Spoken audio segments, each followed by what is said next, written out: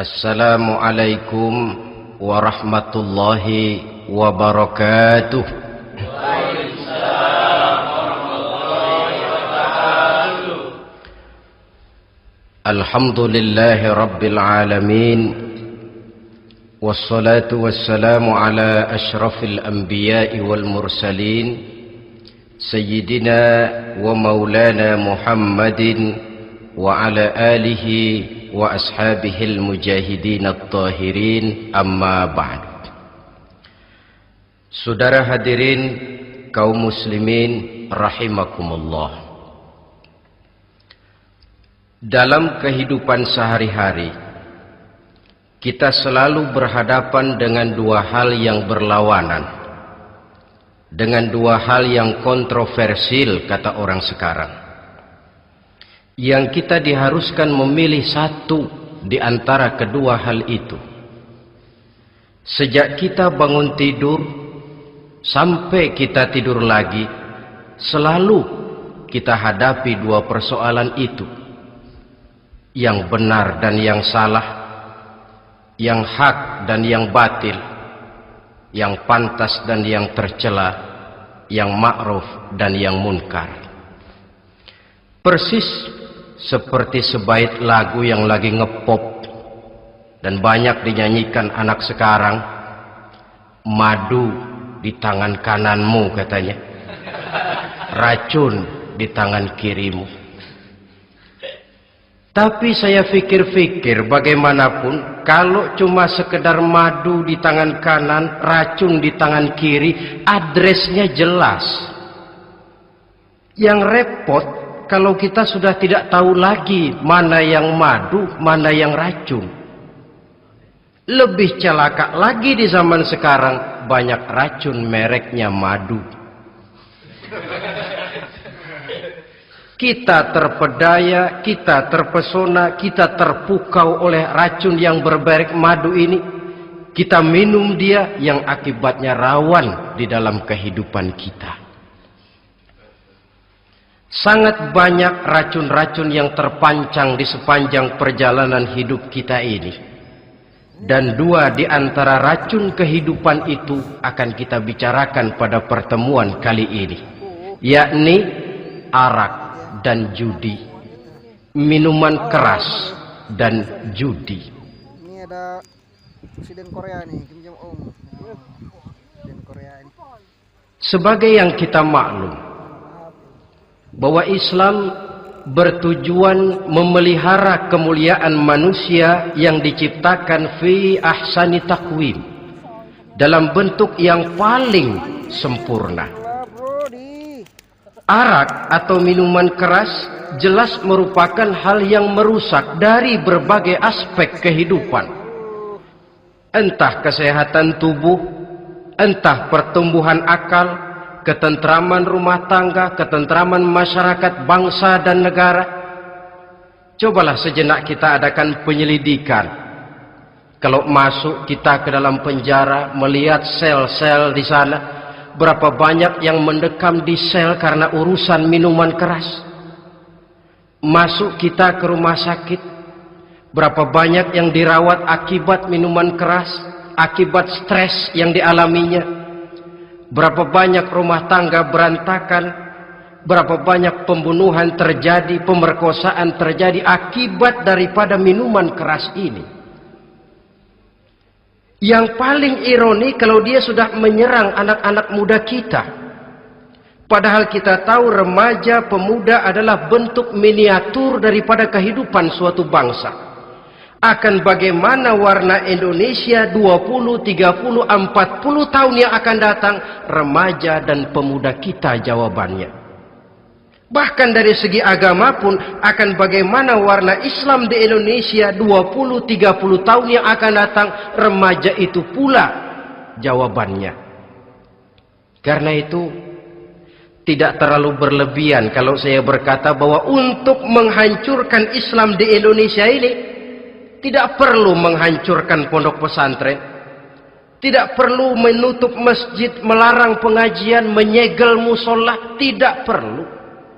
untuk menghancurkan Islam di Indonesia cukup dengan meracuni remaja, pemuda-pemudi Islam di Indonesia.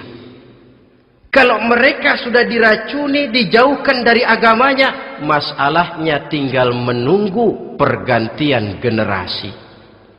Maka yang jadi pilot proyek jelas remaja, pemuda, termasuk dengan menanamkan pengaruh minuman keras. Ditanamkan ke tengah remaja kita ini untuk jauh dari tuntunan agama. Hei pemuda-pemuda Islam, kalau kau mau jadi pemuda modern, jangan dekat-dekat ke masjid. Masjid khusus 60 tahun ke atas. Sepertinya di depan masjid itu ada papan pengumuman masjid khusus 60 tahun ke atas. Baca Quran kolot.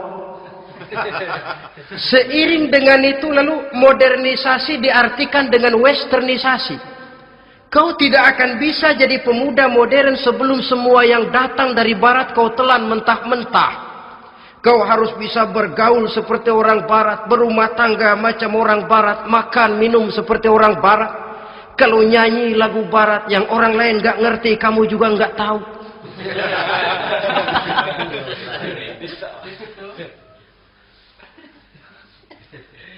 Anutlah itu free love yang pada gilirannya akan mengarah kepada free sex alias samenleven. Isaplah itu ganja, morfin, narkotik. Jikalau sudah terlena kita dengan itu, maka kehancuran suatu bangsa sesungguhnya sudah dimulai. Penyakit minuman keras ini bukan cuma penyakit zaman ini. Masyarakat yang dihadapi oleh Rasulullah Sallallahu Alaihi Wasallam 14 abad yang lalu juga masyarakat yang kemaruk dengan minuman keras. Arab jahiliyah kalau sudah minum arak mabuk, tidak cuma minum, dia mandi pakai arak. Sistem pendidikan yang disampaikan Islam bijaksana. Mula-mula diberikan gambaran bahwa arak itu walaupun ada manfaatnya tapi ada bahayanya, dan bahayanya jauh lebih besar daripada manfaatnya. Tahap kedua diberikan pesan jangan mendekati solat dalam keadaan mabuk. Padahal solat 1 hari 1 malam 5 kali artinya makin jauh saja dia dari arak itu. Pada saat kondisi iman sudah memungkinkan barulah turun vonis bahwa arak itu najis, perbuatan setan, jauhi. Yang ironi yang saya katakan tadi, racun mereknya madu. Kadang-kadang kita dibuai dengan iklan yang tidak mendidik. Saya pernah lihat ada iklan misalnya, Anda ingin modern, majulah bersama minuman ini. Atau minuman ini lambang pergaulan dunia yang maju. Modern diukur dari minuman. Yang jadi korban akhirnya remaja dan pemuda-pemudi kita. Saya teringat satu analisa dari Rasulullah Sallallahu Alaihi Wasallam. Beliau bersabda, Inna min asyratis sa'ah. Sesungguhnya di antara tanda-tanda kiamat. Apa kiamat itu? Dalam arti yang umum, kiamat itu saat dimana alam ini hancur, bumi gempa, air laut tumpah ke darat, gunung meletus, planet-planet bertabrakan, lalu semua yang bernama hidup mati. Itu kiamat beneran. Saya nggak mau cerita kiamat beneran, sebab saya sendiri nggak kepengen ngalamin. Yang sering kita ngalami ini kiamat kecil-kecilan, kiamat mini. Apa kiamat mini itu? Hancurnya sendi-sendi kehidupan sosial. Maksiat merajalela, munkarat menjadi-jadi. Yang ma'ruf dianggap munkar, yang munkar malah menjadi ma'ruf. Yang salah disanjung-sanjung, yang benar dicaci maki. Tuntunan dianggap tontonan, tontonan malah jadi tuntunan. Kan kiamat kalau sudah begitu. Penjungkiran nilai. Kenapa hal semacam ini bisa terjadi? Penyebabnya kata Nabi, pertama ayyurfa'al ilmu. Ilmu diangkat oleh Allah. Bagaimana cara Allah mengangkat ilmu dan apa maksudnya itu? Allah mengangkat ilmu itu, saudara, caranya pertama dengan mewafatkan ulama. Makin banyak ulama wafat, makin banyak ilmu ditarik. Yang kedua, kurangnya minat orang untuk belajar agama. Kalau sudah klop macam itu, artinya agama sudah disudutkan ke pojok-pojok kehidupan. Agama cuma sekedar tinggal dekorasi. Agama cuma seminar, cuma kongres, cuma muktamar. Tapi bahwa agama merupakan realita dalam kehidupan, itu tidak pernah terwujud.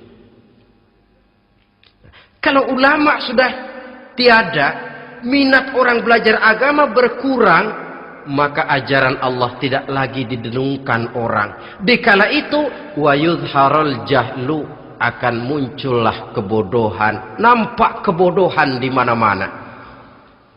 Muncul permissive society, masyarakat yang merasa boleh hidup dengan kaidah serba boleh. Tidak ada halal, tidak ada haram. Tidak ada hak, tidak ada batil, semuanya serba boleh. Kalau sudah begitu kondisi masyarakat, terjadilah apa yang dianalisa oleh Nabi. Dikala itu, wayabsu zina, zina dikerjakan berterang-terangan. Orang sudah tidak punya malu. Hidupnya sudah pakai prinsip punya kuping, kuping kebo. Punya muka, muka tembok. Punya kulit, kulit badak. Kalau juga dikasih tahu, malu dong kau tinggal serumah belum nikah. Malu sama siapa? Masyarakat. Allah, masyarakat cuek aja.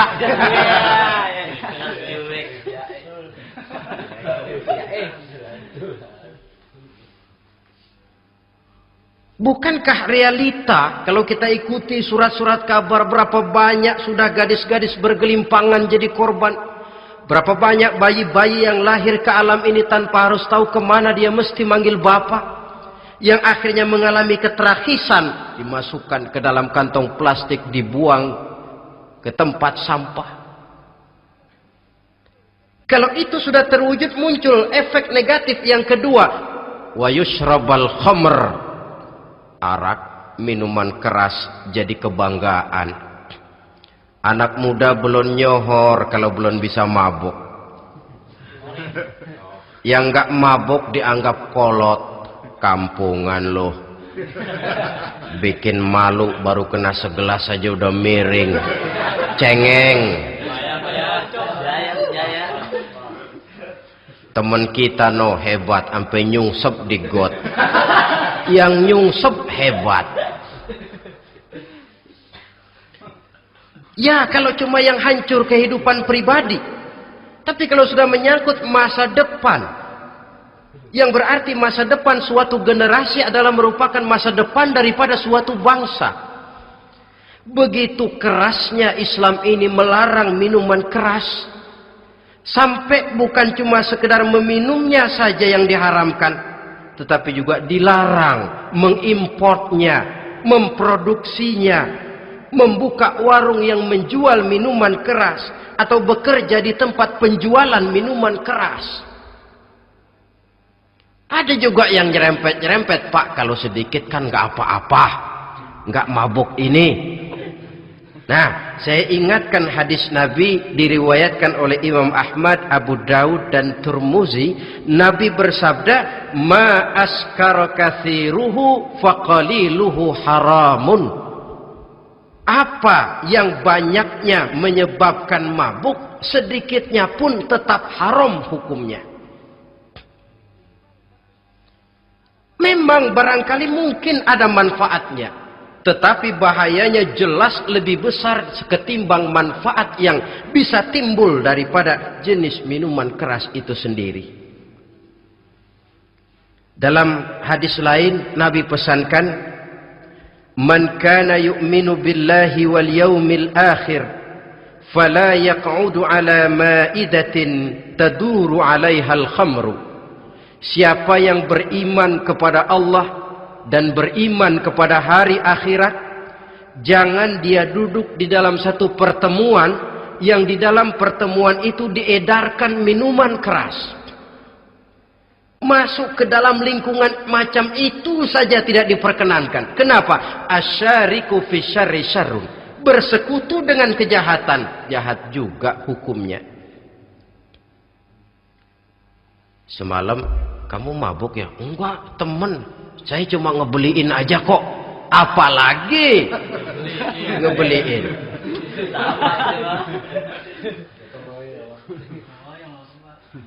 Sebab apa? Dalam keadaan mabuk, orang tidak lagi bisa berpikir secara logik. Daya kontrol hilang, artinya perbuatan sudah tidak terkontrol lagi. Yang pertama. Yang kedua, IQ tidak akan tumbuh dan berkembang secara normal seperti yang kita harapkan.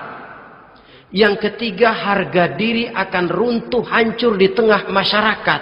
Bayangkan kalau tengah malam kita digotong orang, diantar ke rumah kita. Dengan kondisi macam itu masih punya muka kita untuk tegak di tengah masyarakat. Masih punya harapan kita untuk tumbuh menjadi pemimpin sementara orang terkenang. Ah, ini kan yang kemarin malam gua gotong, dia lagi mabuk. Harga diri, kepribadian. Jangan lupa saudara, kita hidup di tengah masyarakat. Masyarakat itu punya hukum yang tidak tertulis, tapi lebih kuat dan lebih kejam daripada hukum tertulis. Orang bilang, sekali arang tercoreng di dahi, seumur hidup orang akan tetap ingat. Makanya Rasulullah dalam hadis memberikan tamsil untuk adik-adik remaja muslim ini, masalul mu'min kamasalin nahli. Perumpamaan orang yang beriman itu persis seperti tawon. Mentalitas orang mukmin persis tawon. Apa mentalitas tawon? Kalau kita ngaji bab tawon, kita renungi apa keistimewaan tawon. Saya lihat-lihat, ternyata tawon itu punya 4 keistimewaan. Pertama, tawon itu yang dihisap selalu saripati bunga. Bagus makanannya. Belum pernah tawon keliru makan. Saya belum pernah dengar kok ada tawon makan tahu.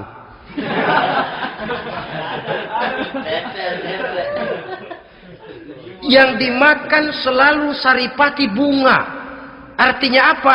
Orang mukmin perutnya itu perut selektif. Yang dimakan yang baik-baik, yang diminum yang baik-baik. Yang baik menurut agama itu adalah yang halal, thayyibat. Perutnya selektif, bukan perut asbak. Kalau asbak puntung apa saja masuk ke dalamnya. Tapi mukmin perutnya ini selektif. Daging kambing masuk, tahu masuk, kangkung masuk, kodok minggir. Air kelapa minum, kopi minum. Tapi kalau sudah berbau minuman keras, minggir. Sebab apa? Makanan dan minuman yang kita masukkan ke dalam perut besar ini akan digiling dalam perut besar, akan melahirkan energi, menggerakkan sel-sel pembuluh saraf. Kalau makanan dan minuman itu terdiri dari yang haram, energi yang ditimbulkan olehnya energi yang haram, mempengaruhi sel-sel pembuluh saraf. Orang akan cenderung berpikir yang haram kalau terlalu sering memakan makanan haram.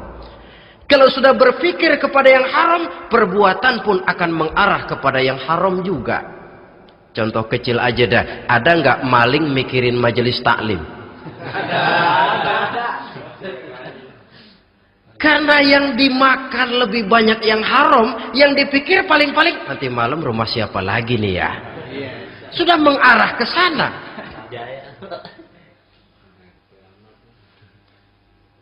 Saripati bunga yang dimakan tawon itu. Lalu tawon yang kedua saya lihat yang dikeluarkan selalu madu. Artinya apa? Orang mukmin itu Kalau dia berkata, perkataannya mengenakan orang. Kalau dia berbuat, perbuatannya membawa manfaat bagi orang. Kalau kakinya melangkah, tentu ke tempat yang ada gunanya. Yang dikeluarkan madu, bukan racun. Indah tawon itu. Yang ketiga, tawon saya lihat, kemanapun dia hinggap, tidak ada dahan patah. Artinya apa? Orang mukmin dimanapun dia tinggal, kemanapun dia pergi, pantang jadi biang kerok buat lingkungannya, pantang menimbulkan kerusuhan dan keonaran. Tidak ada cabang patah dimanapun tawon hinggap. Tapi juga yang keempat, saya lihat-lihat tawon itu jangan coba-coba diusik. Satu kali dia diusik, kemana orang lari? Nyilem masih ditungguin. Tawon. Tapi kalau nggak diusik, nggak ada tawon usil ke pasar nyariin orang. Ketika dia diusik, inilah saatnya saya harus mempertahankan kehormatan diri saya. Dia pun bangkit. Artinya apa? Orang mukmin tidak boleh nyari-nyari musuh. Tapi ketemu musuh tidak boleh lari. Musuh jangan dicari, bertemu pun jangan lari. Mentalitas orang mukmin seperti tawon, yang dimakan baik, yang dikeluarkan baik, kemana dia tinggal tidak menimbulkan keonaran buat masyarakat, tapi juga sanggup menjaga dan mempertahankan kehormatan dirinya. Kalau konteksnya dengan masalah yang sedang kita bicarakan, minuman keras, saya katakan tadi, kita kadang-kadang salah pilih, tertipu oleh racun yang bermerek madu. Ada minuman empuk, nyari yang keras. Salah pilih. Ketahuan orang bikin pel buat anjing, manusia yang nelen. Akhirnya miring kayak anjing. Saudara, mari kita renungi An-Nisa ayat 140. Allah Subhanahu wa taala mengingatkan, "Qad nazzala 'alaikum fil kitabi an idza sami'tum ayati Allahi yukfaru biha wa yustahza'u biha fala taq'udu ma'ahum hatta yakhudu fi haditsin ghairihi innakum idzam misluhum." Sungguh kata Allah, telah diturunkan kitab Al-Quran ini kepada kamu, yang apabila kamu dengar ayat-ayat Allah itu diingkari orang, diejek-ejek orang, fala taq'udu ma'ahum, jangan kamu duduk bersama orang-orang semacam itu. Bagaimana mengejek ayat-ayat Allah misalnya? Tahu kalau minuman keras itu diharamkan, tapi masih minum juga, itu kan mengejek ayat namanya. Duduk di majelis semacam itu dilarang oleh Quran. Kenapa? Innakum izam misluhum. Kalau kamu juga duduk di majelis semacam itu, kau dan mereka sama saja, kata Quran. Sama saja. Tahu kalau minuman yang memabukkan itu diharamkan agama, tapi diminumnya juga mengejek ayat Allah. Duduk di tengah kelompok mereka berarti ikut mengejek ayat Allah. Dekat saja pun jangan, entahlah lagi sampai meminumnya. Maaf, bukankah Allah menurunkan Al-Quran kepada manusia, kata Imam Al-Ghazali, persis, maaflah, seperti gubernur berkirim surat kepada Pak Lurah. Dalam suratnya Pak Gubernur bilang, Pak Lurah, tolong carikan tanah di daerah Kebayoran untuk sekolah 6.000 meter. Pak Lurah dapat surat dari Pak Gubernur, bangga bukan main. Itu surat sore, pagi, siang, malam dibaca. Ditaruh di tempat yang tinggi. Diberikan minyak wangi, mau diambil dicium dulu. dibawa dengan penuh hormat dan hati-hati, tapi tanah yang dipesan Pak Gubernur tidak dicari-cariin. Penghargaan macam apa ini? Nanti gubernur cek, Pak Lurah, siapa? Sudah terima surat saya? Sudah Pak, sudah. Bagus. Lalu bagaimana? Aduh Pak, surat Bapak sore pagi siang malam saya baca. Bagus. Apalagi Lurah? Surat Bapak saya taruh di tempat yang tinggi Pak. Saya pakaiin minyak wangi. Mau saya ambil, saya cium dulu. Saya bawa dengan penuh hormat dan hati-hati. Bagus Lurah, kau memang hormat sama atasan. Cuman Lurah, tanahnya udah dicariin belum? Nah yang itu belum tuh Pak. Belum.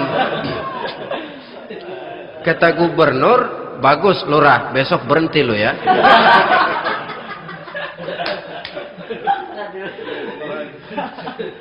Membacanya memang penting, al-muta'abbad bitilawatihi, beribadah dari sebab membacanya. Tapi setelah kita baca, kita tahu isinya, what next?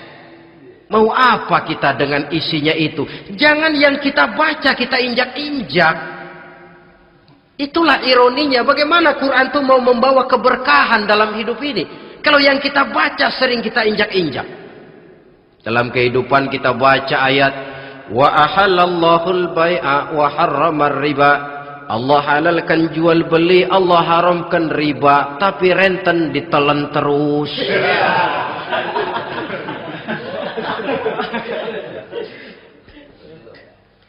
Kita baca ayat, wa'tasimu bihablillahi jami'an wa la tafarraqu.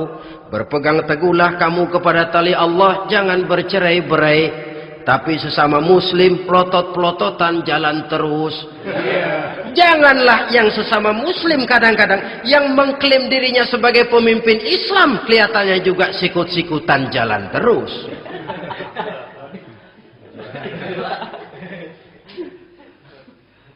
Sehingga tidak heran kalau orang bilang di bawah ngamalin ayat kursi sudah sampai di atas ayat hilang, tinggal kursi saja yang diamalin. Ironi dan menyedihkan.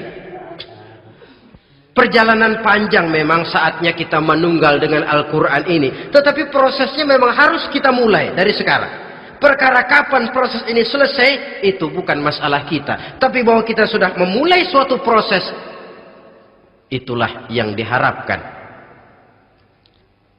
Hadirin yang saya hormati,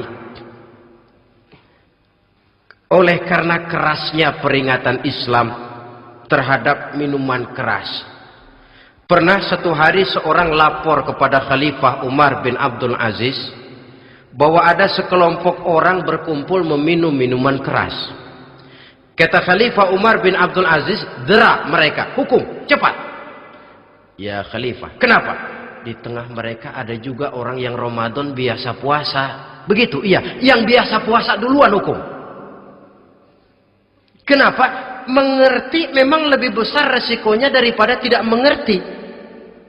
Kalau yang tidak mengerti dilatar belakangi oleh kebodohan, barangkali masih bisa ditolerir, masih bisa dimaklumi. Ini toh sudah tahu mau puasa, kenapa berkumpul di majelis yang ada minuman keras? Tapi memang kelompok ini kan memang selalu ada. Kita lihat dalam masyarakat itu kan ada 4 kelas itu. Pertama, ada orang yang tahu perintah dan tahu larangan. Ini the first class, kelompok terbaik. Perintah tahu dia kerjakan, larangan tahu dia jauhi. Ini orang terbaik. Yang kedua, ada orang tahu perintah tapi tidak tahu larangan. Perintah tahu, larangan tidak tahu. Sholat mau, puasa mau, zakat fitrah bayar, nyolong mau, mabuk ayo. Perintah tahu tapi larangan tidak tahu, akhirnya semua dikerjain. Barangkali yang rada bingung malaikat bagaimana nyatatnya ini, kotor absen. Gelas yang ada di hadapan saya ini, kalau semua diisi air putih macam ini, kan jelas bisa diminum orang.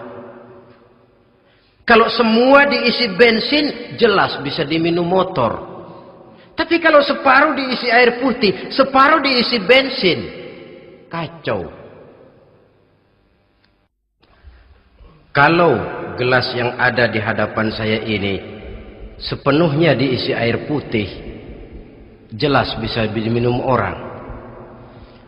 Kalau sepenuhnya diisi bensin, juga jelas bisa diminum motor.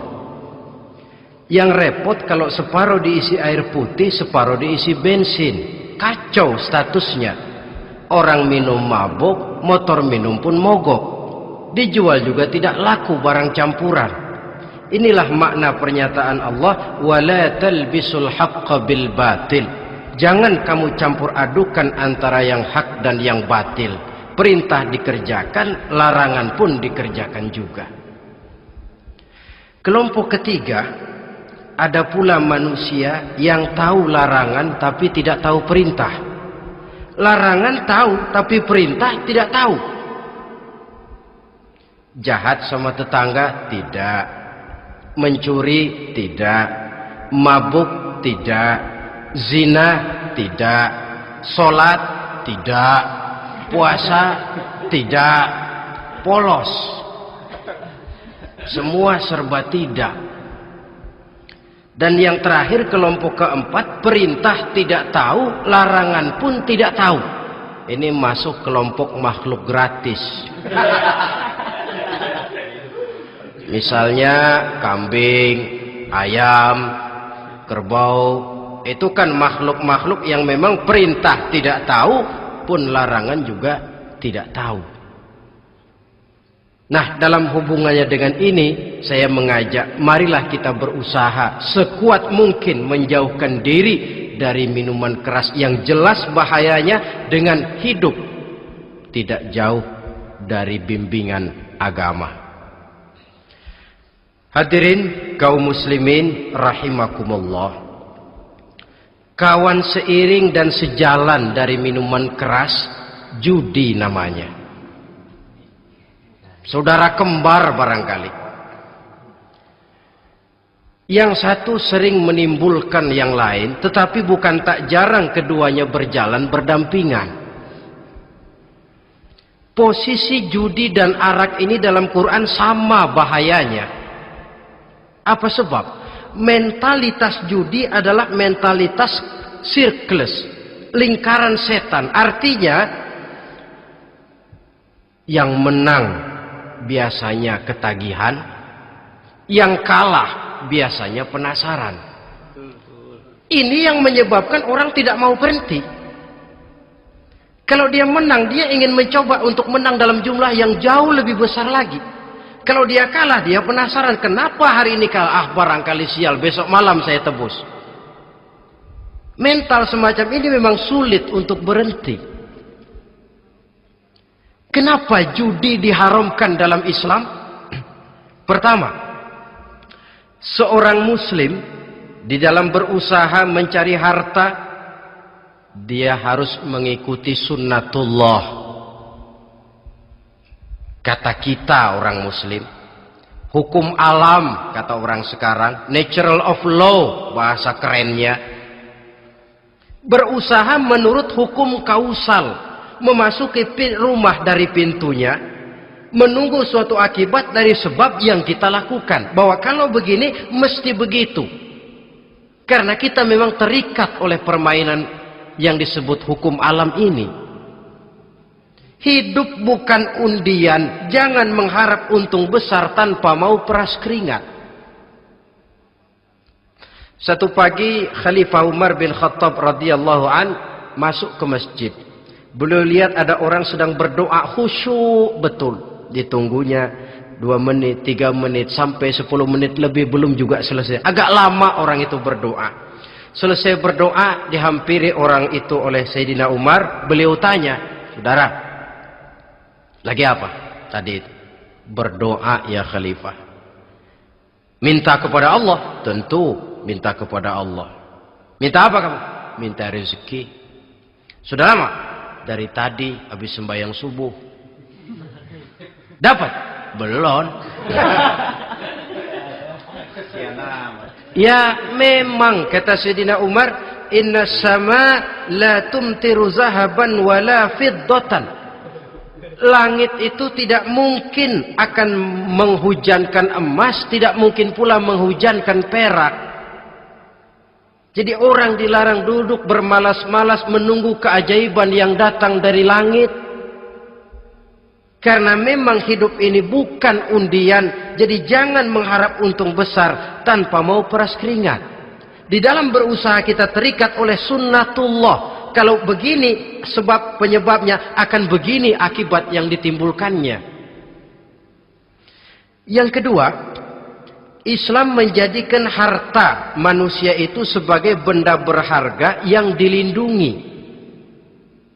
Mengambilnya dengan judi termasuk memakan harta orang lain dengan cara yang batil.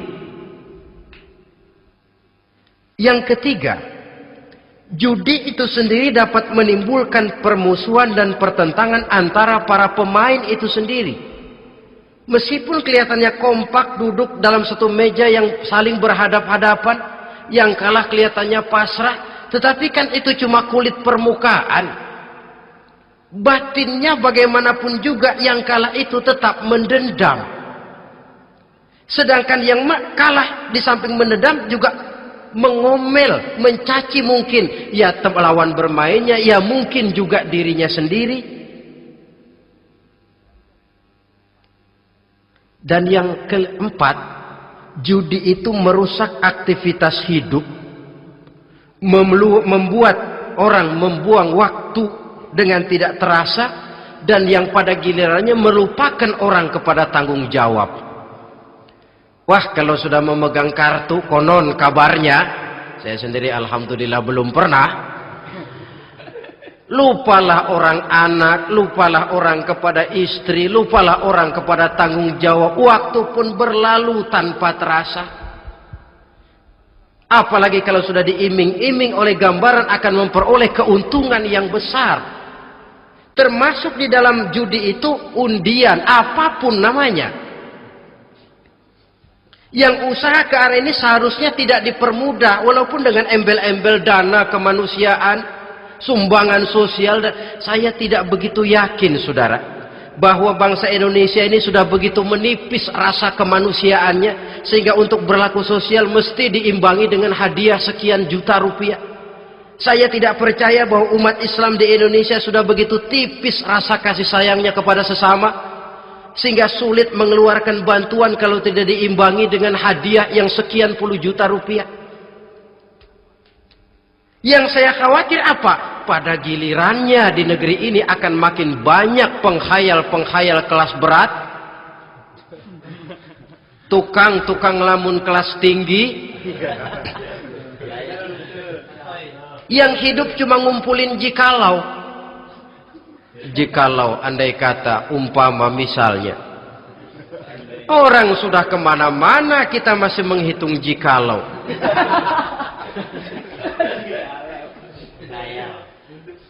Orang boleh saja mengharap burung terbang tinggi, tapi punai di tangan jangan dulu dilepas.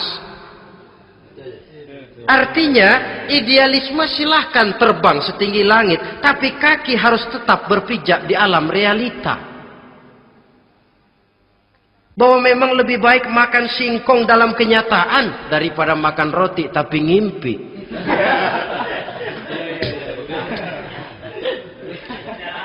Kadang anaknya menangis, Pak minta jajan, ada uang 200 rupiah. Sudahlah sabar, kau jangan jajan, nanti bapak beliin kalau tembus 100 juta nih.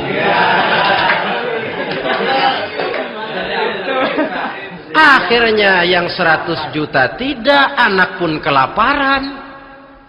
Bukankah akan jadi masalah bagi semuanya? Belum lagi rasa sayang kepada harta yang sudah dia miliki, entah itu tanah, rumah, kendaraan. Kalau sudah kadangkala di meja judi, hilang rasa sayang kepada benda itu. Ada rumah-rumahnya dilelang, ada kendaraan-kendaraan jadi taruhan, ada jam tangan pun copot tanpa terasa. Maka berapa banyak rumah tangga berantakan, istri minta cerai, orang jadi nekat merampok. Orang jadi nekat mencuri, korupsi kalau dia pejabat. Akibat apa ini? Pengaruh yang namanya judi. Saudara kaum muslimin, ma'asyiral muslimin rahimakumullah. Itu sebabnya di dalam surah Al-Maidah ayat 90 Allah menekankan, innamal khamru wal maisir wal ansab wal azlam rijsun min amali syaitan fajtanibuhu la'allakum tuflihun. Sesungguhnya arak, judi, berhala, mengundi nasib itu rijsun. Ya Allah, jarang benar Quran menggunakan kalimat rijsun. Rijsun ini sudah merupakan puncak kekotoran. Bapak moyangnya najis, itu rijsun. Rijsun, kotor. Sudah kotor ditambah pula min amali syaitan, pekerjaan setan. Fajtanibuhu, jauhi. Jangan sampai main, dekat saja tidak boleh, jauhi. La'allakum tuflihun, jikalau kamu mau menjadi orang-orang yang beruntung. Sejarah tidak pernah mencatat ada orang jadi miliuner karena judi. Sejak David Rockefeller sampai Aristotle Onassis, orang-orang kaya top di dunia, mereka kaya bukan karena judi, tapi karena kemauan peras keringat, banting tulang, mau memulai sesuatu dari kenyataan yang real di depan mata. Sebab apa? Hidup ini memang perjuangan. Janganlah kita ingin hidup dengan satu prestasi, ingin tetap hidup seperti apa adanya sekarang ini saja, toh kita harus berjuang. Apalagi ingin hidup lebih baik, lebih terhormat, lebih mudah. Hidup perjuangan. Perjuangan berarti pengorbanan. Berani hidup artinya berani berjuang. Berani berjuang maksudnya rela berkorban. Takut berkorban, jangan berjuang. Tidak mau berjuang, berhenti hidup. Itu logika. Dan bagaimanapun saya yakin lebih baik berkorban daripada menjadi korban. Kalau sekarang kita berkorban, peras keringat, banting tulang, berusaha secara sunnatullah untuk menghidupi anak, istri, keluarga, pada satu saat kita tidak akan menjadi korban kebrutalan anak-anak kita sendiri kalau mereka dibesarkan dan tumbuh berkembang oleh hasil yang diperoleh dari meja judi. Ayat 91 Al-Maidah ini lebih memperkuat lagi. Kalau itu arak, judi, berhala, mengundi nasib adalah perbuatan setan, sebenarnya setan mau apa sih? Ayat 91 menegaskan, innama yuridu syaitanu ayyuqi'a bainakumul adawata wal baghdha'a fil khamri wal maisir. Yang dimaui setan itu tidak lain supaya dengan arak dan dengan judi timbul rasa permusuhan, sikap memusuhi, saling marah di antara kamu. Coba, biasanya dalam meja judi sudah loyo, waktu juga sudah berlarut-larut. Yang menang mau berhenti, apa yang kata yang kalah? Berhenti dah, gue wacok loh. Enak bener, gue lagi kalah, lu berhenti. Coba, kira-kira kapan akan selesai permainan? Akan timbul permusuhan, akan timbul rasa dendam kesumat yang ditanamkan oleh setan. Karena memang baik arak, baik judi, baik berhala, baik mengundi nasib, itu semua permainan-permainan setan yang diberikan kepada kita untuk kita ikut andil bermain di dalamnya. Tatkala kita ikut terkena jerat setan, tertawalah mereka. Kenapa? Oh, makin banyak teman saya di neraka. Maaf, setan itu kan sudah tahu vonisnya. Ketika dulu dedengkotnya yang namanya iblis terusir dari surga, itu bikin semacam perjanjian dengan Allah. Tuhan, kenapa iblis? Gara-gara Adam saya terusir dari surga. Maka sejak saat ini Adam dan seluruh keturunannya adalah musuh bebuyutan saya. Saya akan gelincirkan mereka dari jalan. Silahkan iblis, goda mereka. Tapi kau tidak akan mungkin bisa menggoda mereka kalau hamba-hambaku itu menjadi hamba yang ikhlas. Hanya hambaku yang ikhlas yang tidak mungkin kamu goda. Yang lain barangkali bisa.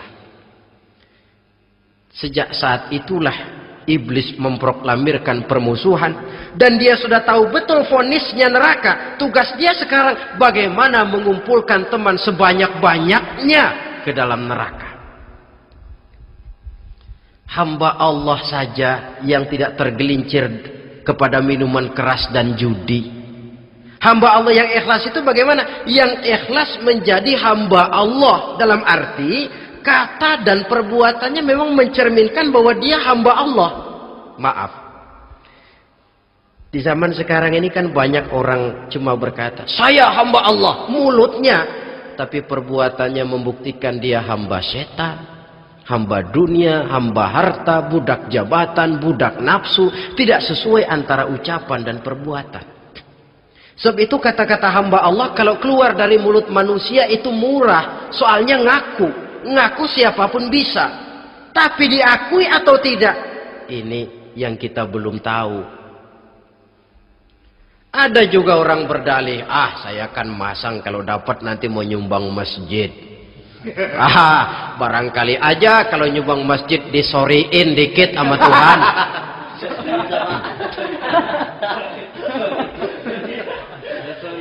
Apa bisa begitu?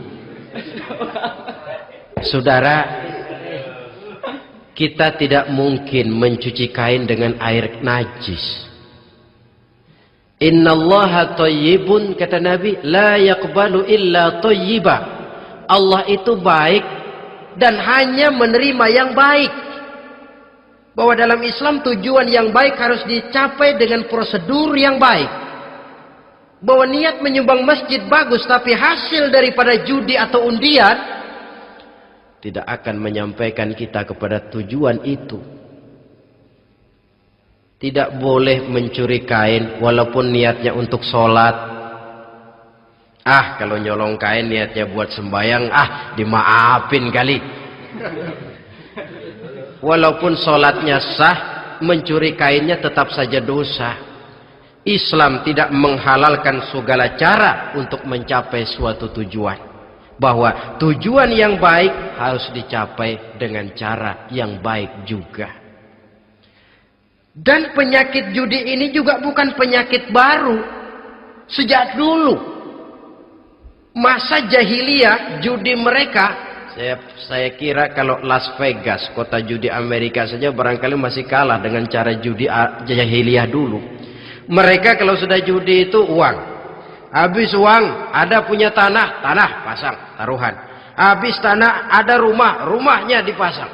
Apalagi yang ada? Ternak unta dipertaruhkan. Harta habis, rumah ludes, kebun binasa. Ada istri juga dipasangin. Judi.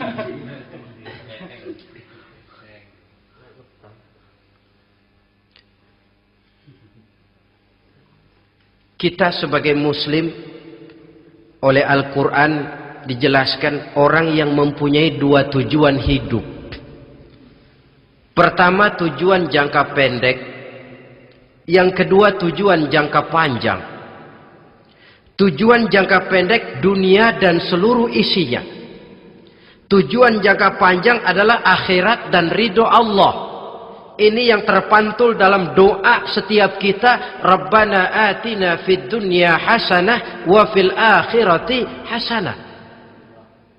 Tercapai tujuan jangka pendek fid dunya hasanah, dan tujuan jangka panjang wa fil akhirati hasanah. Untuk mencapai tujuan jangka pendek, merangkul dunia dan seluruh isinya, apa yang jadi modal utama? Pertama, pendidikan. Makin tinggi jenjang karier pendidikan yang kita tempuh, rasa-rasanya makin mudah menjangkau dunia dan isinya. Yang kedua, pengalaman. Tenaga-tenaga expert masih tetap diperlukan. Makin banyak pengalaman, makin mudah menjangkau dunia. Yang ketiga, dan ini ada tapi tidak bisa dijadikan pegangan, faktor nasib. Faktor kebetulan. Ada, tapi tidak bisa dijadikan pegangan mutlak. Pendidikan, pengalaman, ingin menjangkau fid dunya hasanah, ini modal utama. Lalu untuk mencapai fil akhirati hasanah, prestasi ibadah. Bagaimanapun tinggi pangkat dan jabatan kita, bagaimanapun banyak gelar kita sandang, tanpa prestasi ibadah, nol besar kita dalam pandangan Allah. Itu sebabnya kita sholat. Jadi tidak beralasan kalau orang ditanya, kenapa sih kamu nggak sholat? Ah, tetangga saya sholat melarat terus.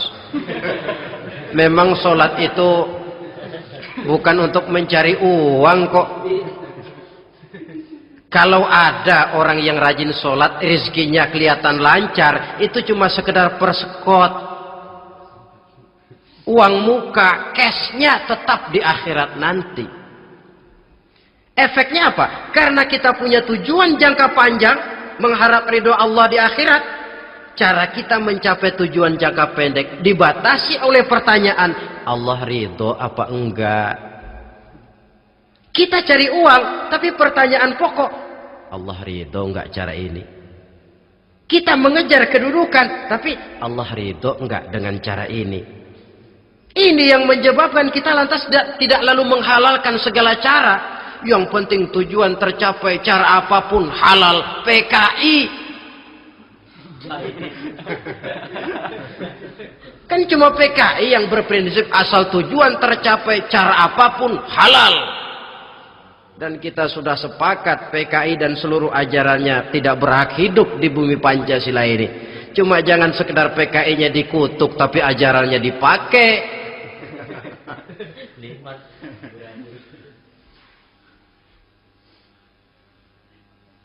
Nah, untuk mencapai dua tujuan ini, Islam mengajarkan sistem keseimbangan. Sehingga Nabi sabdakan, "I'mal lidunyaka ka'annaka ta'ishu abada, wa'mal li akhiratika ka'annaka tamutu ghada." Bekerjalah buat duniamu seolah-olah kau akan hidup untuk selamanya, tetapi bekerjalah untuk akhiratmu seolah-olah kau akan mati besok. Jadi kalau kita sudah sholat menghadap Allah, usolli fardal maghrib, Allahu Akbar, ingat seolah-olah kita akan mati besok supaya timbul khusyuknya. Tapi kalau kita sudah bekerja, kuliah, bekerja, belajar di tempat tugas, ingat seolah-olah kita akan hidup selamanya supaya timbul gairah kerja.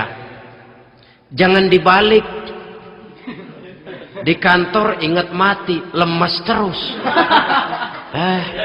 Ngapain kerja sungguh-sungguh bakalan mati. Lagi sholat ingat Duta Merlin, Altiron Plaza, ya kacau. Salah pasang, tidak pada tempatnya. Untuk mencapai fid dunya hasanah ini, Islam mengajarkan tempuh jalur yang mengikuti sunnatullah. Itu yang dihargai oleh agama. Terikat oleh hukum kausal bahwa kalau ini yang saya usahakan hasilnya akan begini. Perkara nanti hasil tidak seperti yang kita harapkan, baik sangkalah kita kepada Allah. Sebab kita tidak tahu rahasia apa di belakang itu. Kadang orang mengeluh, habis saya rajin sholat tapi rezeki seret, berhenti aja dah. Kita tidak tahu rahasia di belakang itu. Pernah hadirin, satu hari seorang petani, dia selesai bekerja di ladang, istirahat. Dia tidur di bawah sebuah pohon beringin. Di sebelah pohon beringin itu ada pohon labu. Dia berpikir, kalau saya lihat-lihat Tuhan nggak adil katanya. Masa pohon beringin pohonnya besar, buahnya kecil. Pohon labu pohonnya kecil, buahnya gede. Tuhan bukan arsitek ulung ini.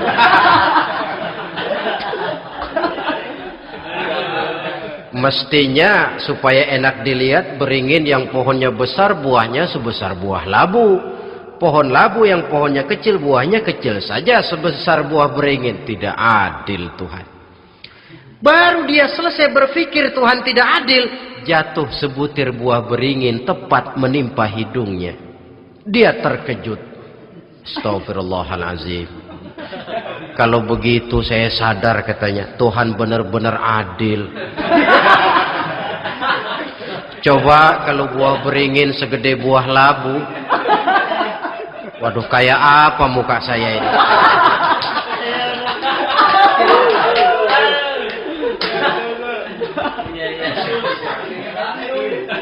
Baru terbuka pandangan matanya setelah berhadapan dengan kenyataan. Baru keluar respek. Allah benar-benar adil. Padahal semenit yang lalu dia masih berkata, Tuhan bukan arsitek ulung. Tapi semenit kemudian setelah berhadapan dengan kenyataan yang real dia hadapi, wah, Allah benar-benar adil.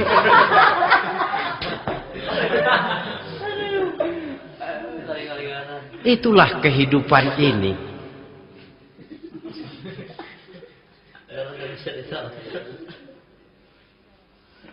Saudara hadirin yang saya hormati, karena itu baik arak, baik judi, dua-duanya merupakan bahaya laten yang tidak hanya mengancam kehidupan agama, tetapi juga masyarakat, bangsa dan negara, apalagi kalau sudah jatuh kepada generasi penerus. Dan yang bagaimanapun juga saya berpikir sebenarnya remaja, pemuda, pemudi kita cuma korban dari suatu sistem. Sebab ini merupakan tanggung jawab bersama. Ulama mubalik macam saya paling wewenangnya cuma ngomong. Yang punya SK untuk memberhentikan pabrik minuman keras itu kan Menteri Perindustrian. Tangan-tangan eksekutif. Sehingga kalau Nabi katakan, Man ra'a minkum munkaran falyughayyir biyadihi wa illam yastati' fa bilisanih wa illam yastati' fa biqalbi. Apabila salah seorang kamu melihat suatu kemunkaran, termasuk minuman keras dan judi di dalamnya, rubah itu. Dengan cara apa? Kalau kau mampu dengan tangan. Artinya power, kekuatan. Kalau dengan tangan tidak mampu, wah ini orang kalau gue pukul gue yang melintir nih. Umpamanya, fabilisani, dengan lidah ngomong. Mas, saya senang sampean tinggal di sini, kampung kami tambah warga, tapi tolonglah jangan bawa pengaruh yang tidak baik. Kalau ternyata bicara pun tidak berani, fabiqalbi. Cukup dalam hati, sekurang-kurangnya tidak ikut membenci kemungkaran dalam hati. Itulah kadar iman yang paling lemah. Ini secara umum. Tapi kalau hadis ini kita mau adakan semacam, katakan description of job, bahasa kerennya, kita adakan pembagian tugas. Siapa yang harus merombak kemungkaran dengan power? Penguasa, pemerintah, sebab dia punya aparat. Siapa yang merombak kemungkaran dengan lidah? Ulama, kiai, mubalik, ngomong. Siapa yang hanya merubah kemungkaran dalam hati? Kita umumnya rakyat lemah ini. Yang mau ngomong gak berani, tapi hati pegel. Nah, kalau sudah ada pembagian tugas semacam itu, insya Allah masing-masing akan berjalan pada relnya, dan pada akhirnya selamatlah kita, bangsa Indonesia, umat Islam pada khususnya, dari bahaya, baik bahaya minuman keras maupun bahaya judi. Menyelamatkan bangsa, dan yang lebih lagi menyelamatkan masa depan kita. Sekianlah saudara pertemuan kita pada saat ini. Mudah-mudahan ada manfaatnya. Terima kasih atas segala perhatian. Mohon maaf atas segala kekurangan. Usikum wa nafsi bitaqwallah. Wassalamualaikum warahmatullahi wabarakatuh.